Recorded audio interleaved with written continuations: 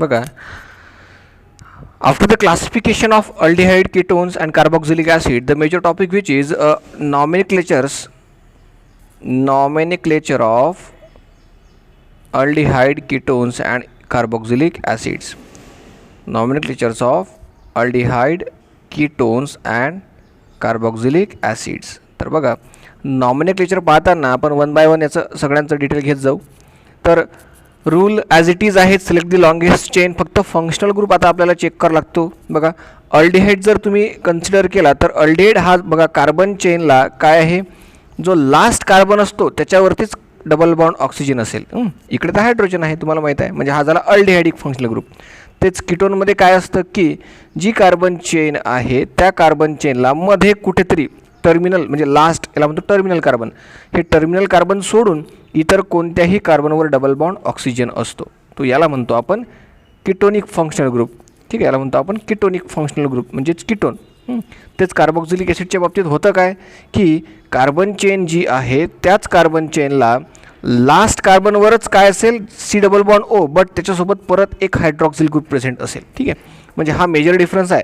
फक्त कीटोनमध्येच carbonyl carbon हा सेंटरला किंवा मधल्या कुठल्याही कार्बनला असतो, टर्मिनल कार्बनला सोडून. बरोबर आहे. तेच अल्डिहाइड आणि कार्बॉक्झिलिक ॲसिडमध्ये जो कार्बोनिल कार्बन आहे हा कुठे असतो, टर्मिनल कार्बनवर असतो. म्हणजे टर्मिनल म्हणजे शेवटच्या चेनला जो लास्ट कार्बन असेल त्या कार्बनवरती. मग इथे असू शकतो तो, इथे नसला तर ठीक आहे, इथे OH असेल, सारखंच आहे, काही प्रॉब्लेम नाही. तर आता हेच आपल्याला वन बाय वन घ्यायचं आहे. तर बघा,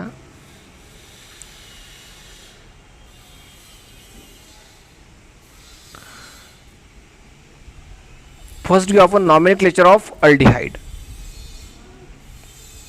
तर टेक्स्टबुकचं पेज नंबर 258 जर तुम्ही ओपन केलं त्यावर एक चार्ट दिसेल तुम्हाला.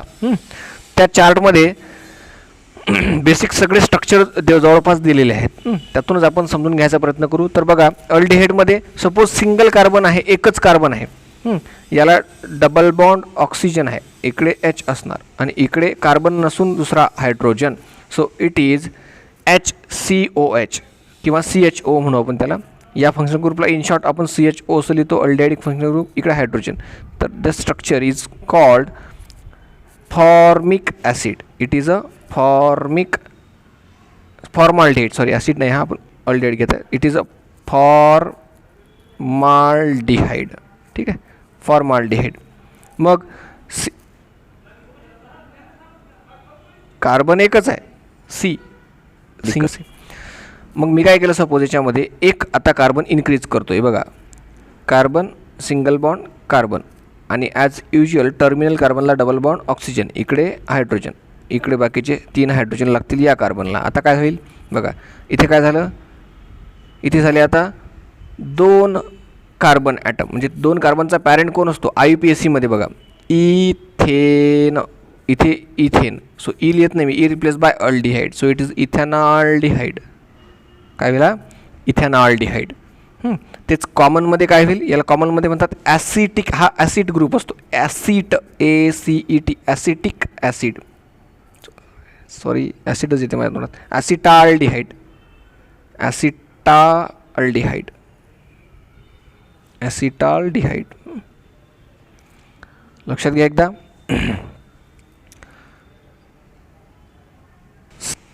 बघा, H bond CHO, single carbon containing compound, आपण म्हटलं याला फॉर्माल्डिहाइड. फॉर्माल्डिहाइड. आणि याला म्हटलं गेलं ethane, E replace by AL, ethanol. CH3, एक कार्बन मी इथे वाढवला आता extra. So it is acetic acid in common, acetaldehyde, sorry acetaldehyde acid. आणि हा झाला एक कार्बन वाढवल्यामुळे इथेन आणि E replace by AL for aldehyde. हा जो AL आहे हा अल्डिहाइडचा आहे. ठीक आहे, सो इथॅनॉल. एक कार्बन मी आणखी इन्क्रीज करतो, CH3, CH2, CHO. हा झाला प्रोपॅनॉल्डिहाइड, कॉमनमध्ये प्रोपॅनॉल्डिहाइड. आणि IUPACमध्ये प्रोपॅनॉल म्हणा किंवा propanol, PROPAN, E replace by AL, propanol. तसंच ब्युटॅनॉल्डिहाइड IUPACमध्ये ब्युटॅनॉल. पेंटॅनॉल्डिहाइड IUPACमध्ये पेंटॅनॉल. ठीक आहे, अशा प्रकारे ई रिप्लेस बाय फक्त जस्ट करायचं AL. हे झालं सिम्पल नॉमिनक्लेचर. मग याच्यामध्ये जर का मी एखादा ॲरोमॅटिक कंपाऊंड ॲड केला, बघा C+O इकडे H आणि इकडे सपोज मी ॲड केलं एखादी बेन्झिन रिंग. ठीक आहे, आता बघा हा काय होईल, हा झाला बेन्झाल्डिहाइड.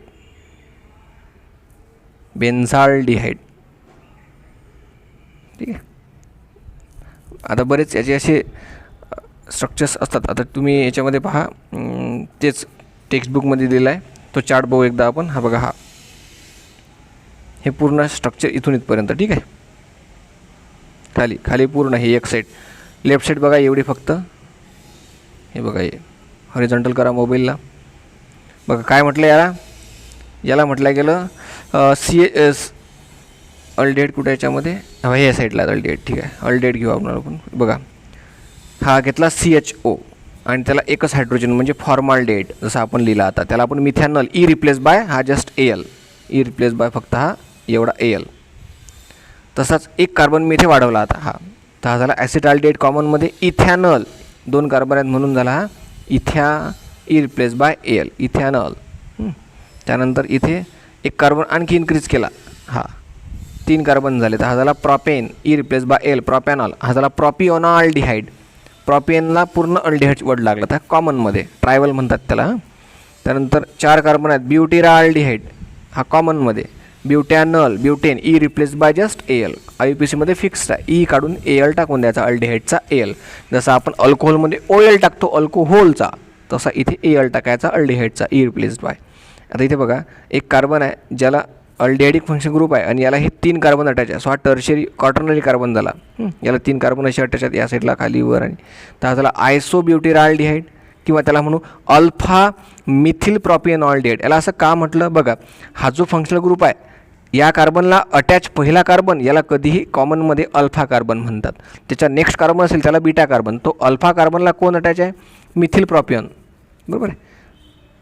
सो हा झाला मिथिल प्रोपिनॉल्डिहाइड. आता IUPACमध्ये बघा लॉंग चेन कशी होईल, 1 2 आणि इथे एक 3 कार्बन येतील, बरोबर आहे. 3 कार्बन एका चेनमध्ये येतील म्हणजे हा झाला प्रोपॅनॉल. आणि त्या 3 कार्बनला एक कार्बन वरती आणि एक कार्बन खाली असेल, म्हणजेच एकच मिथिल ग्रुप वर असेल. सो हा झाला तोही सेकंड नंबरच्या कार्बनवर जर नंबरिंग केलं आपण स्टार्ट इकडून लेफ्ट राईट टू लेफ्ट, तो सेकंड कार्बनला एक CH3 वरती असेल, तो झाला हा 2 मिथिल प्रोपॅनॉल. स्ट्रक्चर ड्रॉ केल्यावर सगळं लक्षात येईल तुमच्या ते. आता पुढे जसं एवढ्या स्ट्रक्चरचं सगळ्यात जास्त काम तुम्हाला याच्यामध्ये राहील. आपल्या पूर्ण रिॲक्शनमध्ये आपण जास्तीत जास्त एवढ्या स्ट्रक्चरचे रिॲक्शन जास्तीत जास्त घेऊ. त्यामध्ये मग थोड्याफार ह्या बेन्झाल्डिहाइड वगैरे येतील, बाकी जास्त काही आपल्या वापरमध्ये येते. सॅलिसिलाल्डिहाइड आलं तर थाली हे फार कमी येतात मग. त्यामध्ये मग आता एक अनसॅच्युरेटेड अल्डिहाइड घेतला, ॲक्रोलिन, त्याचं एक कॉमन नेम आहे, फिक्स्ड आहे, आणि त्याला प्रोपॅन 2 इन. आता का म्हटलं बघा 1 2 3 कार्बन, किती कार्बन आहेत, 3 कार्बन. सो हा झाला प्रॉप. बट नंबरिंग केलं या साईडने 1 आणि 2, सेकंड नंबरवर डबल बॉन्ड आहे. इकडून केला फर्स्ट नंबर, याला केला सेकंड नंबर, तो सेकंड नंबरवर काय आहे इथे double bond. So 2 second number, इथे 2 इन, आणि तिथेच काय तो अल्डिहाइड आहे सेकंडवरच. सो झाला हा AL, प्रोपॅन 2 इन AL, इनाल म्हणू शकतो किंवा इनल म्हणा. म्हणजे हा असा अल्डिहाइड ज्याच्यामध्ये डबल बॉन्ड आहे, म्हणजे अनसॅच्युरेटेड अल्डिहाइड याला आपण म्हणू. त्यानंतर इथॅनडाय म्हणजे 2 फंक्शनल ग्रुप आहेत अल्डिहाइडिक. बघा या कार्बनवरही कार्बन आहे, या कार्बनवरही कार्बन आहे. ठीक आहे, तर याला म्हणू तुम्ही इथॅन डाय AL. डाय AL म्हणजेच 2 अल्डिहाइड आहेत. ठीक आहे, डाय AL. बेन्झाल्डिहाइड आता सांगितलं तुम्हाला, बेन्झिन रिंगला अल्डिहाइड ग्रुप, सो बेन्झाल्डिहाइड. पण याला IUPACमध्ये बेन्झाल्डिहाइडच म्हणतात, पण बेन्झिन कार्बाल्डिहाइड आणखी त्याचं एक अनदर नेम लक्षात ठेवायचं. ठीक आहे, बाकी सफिशियंट आहेत, एवढेसुद्धा तुम्ही नोट्समध्ये लिहून घ्यायचे आहेत. ठीक आहे, असंच असा chart common plus IUPAC nomenclature.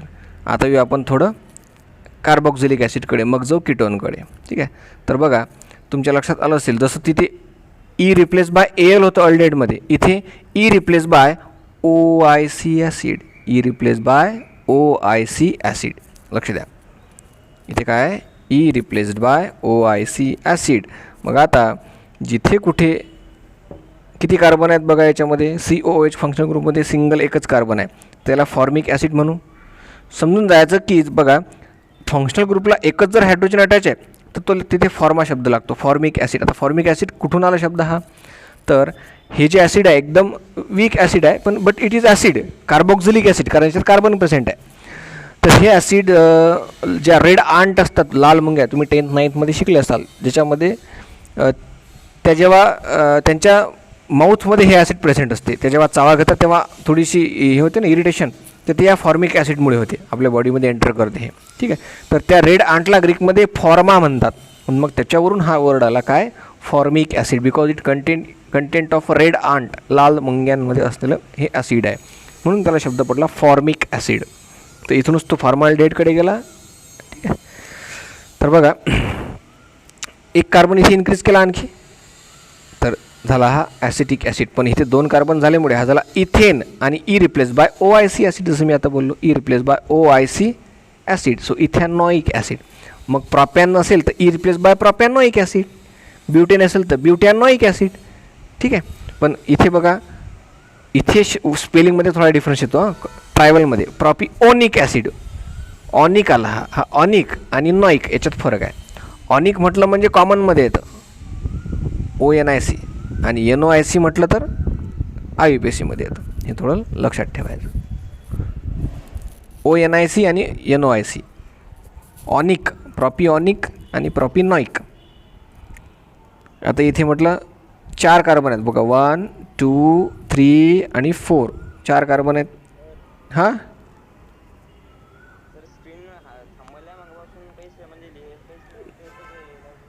मी काय म्हणतो, मी बाजूला पुक ओपन करायला सांगितलं होतं. मी काय म्हटलं, 4th स्ट्रक्चर बघितलं तर CH3 CH2 CH2 COH. ट्रायवल name काय आहे त्याचं, N butyric acid. N butyric acid, N काय म्हटलं, कारण स्ट्रेट चेन आहे, N for the straight chain. मग IUPAC नेम काय त्याचं, butanoic acid, butanoic, E replaced by OIC acid, E replace by OIC acid. Next structure परत iso compound आला. आता एक चेन आली त्याला, सेकंड कार्बनवरती एक CH2 ग्रुप लेफ्ट साईडने आणि राईट साईडने सुद्धा सेकंड कार्बनवरती चेन. ठीक आहे, तर आयसोब्युटेरिक ॲसिड म्हणा, किंवा मग फंक्शनल ग्रुपला जो पहिला कार्बन अटॅच आहे त्याला एक मिथिल प्रॉपॅनिक ग्रुप, म्हणून याचं नाव झालं अल्फा मिथिल प्रॉपिऑनिक ॲसिड, आणि याला म्हटलं गेलं मिथिल प्रॉपिऑनिक ॲसिड. तसंच कार्बॉक्झिलिक ॲसिड अटॅच आहे, कार्बॉक्झिलिक ग्रुप बेन्झिन ग्रुपला. वरून 7वा 8वा स्ट्रक्चर बघा, बेन्झिन रिंग आणि COOH, म्हणजे हा बेन्झोइक ॲसिड. त्याला IUPACमध्ये सुद्धा काय म्हणतात, बेन्झोइक ॲसिडच म्हणतात. बघा स्क्रीनवर आहे वाटल्यास तर, आता बघा दिसत नसेल तर हे बघा, अल्डिहाइड बेन्झाल्डिहाइड. आपण कार्बॉक्झिलिक ॲसिड पाहू तर काही नाही, जस्ट COOH या फंक्शनल ग्रुपला इकडे कोण अटॅच आहे त्याच्यावर सगळे नावं ठरतात. मग COOH ग्रुप म्हणजे कसा, हा डोक्यात असा ठेवायचा, C डबल बॉन्ड O आणि OH असा ग्रुप आहे हा, आणि हा एकच आहे. तर या ग्रुपला कोण अटॅच आहे त्याच्यावर सगळे नॉमिनिक्लेचर ठरतं. बघा मी काय करतो, लक्ष द्या. आता COOH single bond, COOH single bond, COOH single bond, COOH single bond. आता बघा मी काय करतो, याला एक एक कार्बन वाढवत जातो. इथे फक्त मी हायड्रोजन इन्क्रीज केला, तर हा झाला कॉमनमध्ये फॉर्मिक ॲसिड. तर हेच बोललो मी रेड आंटमधलं, जे लाल मुंग्यांमध्ये असते ते फॉर्मिक ॲसिड, आणि ऑब्लिकमध्ये देतो IUPAC नेम. बघा एकच कार्बन आहे याच्यामध्ये, म्हणून हा झाला मिथेन, एकच कार्बन आहे म्हणून, E replace by OIC acid. तर काय झालं हे आता, मिथॅनॉइक ॲसिड. आता तेच नेक्स्ट बघा, याला मी आता एक कार्बनच्या जागी 2 कार्बन जोडतो, एक कार्बन जोड, एक हायड्रोजनच्या जागी मी कार्बन जोडला. आता काय झाला, हा झाला ॲसिटिक ॲसिड, ॲसिटिक ॲसिड. पण ऑब्लिकमध्ये काय करतो मी बघा, आता तुम्ही स्क्रीनवर बघा आता मोबाईलच्या. काय ॲसिटिक ॲसिड. तर इथे आता बघा येलो कलरने दाखवतो मी. 2 कार्बन आहेत 1 2. तर 2 कार्बनचा पॅरेंट कोण असतो? It is ethane. Ethane. ETHANE. So ethane. E replace by OIC acid. So it is ethanoic acid. एकदम इझी आहे. मी आता याच्यात आणखी सपोज कार्बन वाढवले याच्यामध्ये CH2 आणि CH2 2 कार्बन वाढवले. तर हा काय झाला बघा. हा झाला 1 2 3 3 कार्बन आहेत. सो हा झाला प्रॉपेन. आणि इकडे बघा हा सुद्धा काय झाला प्रॉपेन. पण आता लक्ष द्या, कॉमन जेव्हा तुम्ही घेता तर प्रॉपॅन तो एने काढून त्याच्या जागी लिहायचं ONIC. बघा फरक काय. प्रॉपिऑनिक ॲसिड हे झालं कॉमनमध्ये. आणि IUPACमध्ये काय होतं बघा. E replaced bye. हा ई काढायचा शेवटचा आणि त्याच्या जागी लिहायचं OIC ॲसिड. OIC acid. आता याच्यात तुम्हाला आणखी काहीच क्लिअर समजणार नाही याच्या व्यतिरिक्त. बघा डिफरन्स काय झाला. प्रॉपिऑनिक ॲसिड हे कॉमनमध्ये झालं आणि प्रॉपॅनॉइक ॲसिड हे IUPACमध्ये झालं. Clear? Yes or no?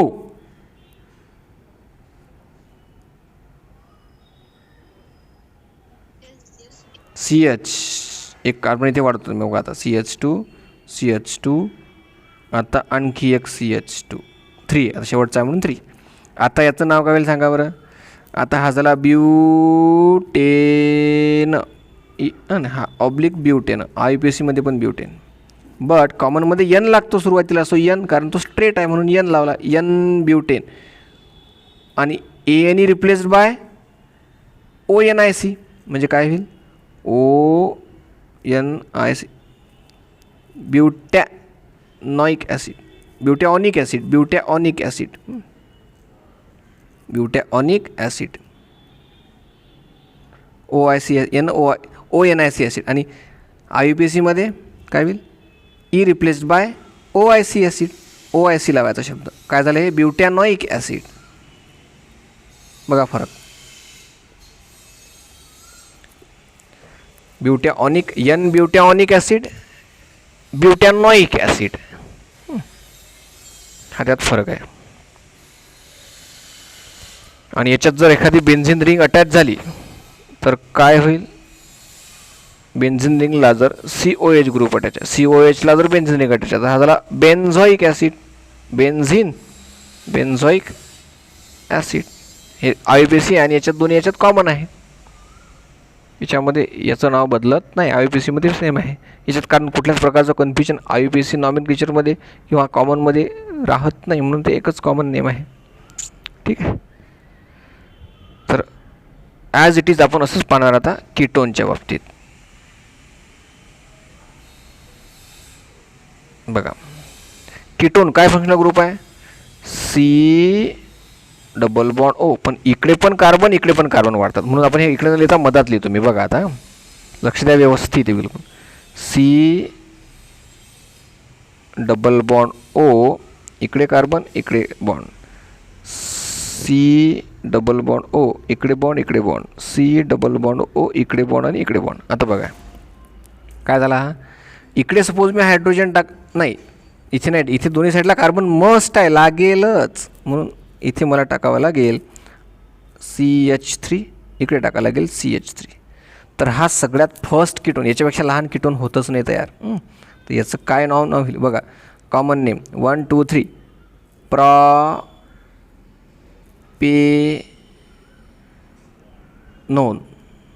प्रॉपॅनॉन. N प्रॉपॅनॉन किंवा नाही सॉरी हे IUPAC झालं. याच्यात 2 मिथाईल ग्रुप आहेत ना. 2 मिथाईल ग्रुप. हा पण एक आहे हा पण एक आहे. म्हणजे काय होईल हा झाला डाय मिथाईल कीटोन. डायमिथाईल कीटोन हे झालं याचा IUPAC नेम. कारण 2 मिथाईल असलेला हा कीटोन आहे. बट IUPAC काय म्हणते सिलेक्ट द लॉंगेस्ट चेन 1 2 3. मग it is simple propanone. Propane PROPANE, E replace by ONE, लक्षात घ्या, E replace by ONE, propane आणि ई रिप्लेस बाय ONE. हा बघा, हा रिप्लेस केला तर हा झाला प्रोपॅनोन. मग मी काय केलं आता बघा, चेंज केले थोडे याच्यामध्ये, काय की इकडे टाकला मी CH2 CH3 इथाईल ग्रुप आणि इकडे टाकला मिथाईल ग्रुप, एकच कंपाऊंड.